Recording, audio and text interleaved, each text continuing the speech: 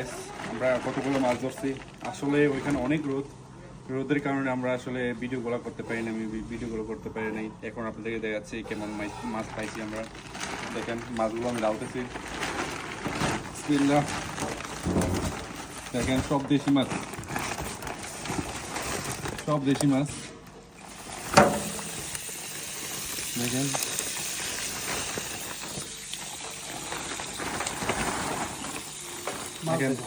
এখানে 12 কেজি মাছ আছে।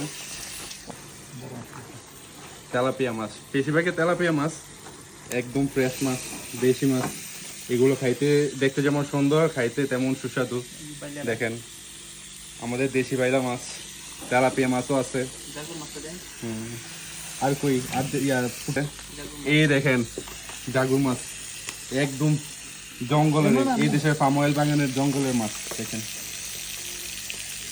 দেখেন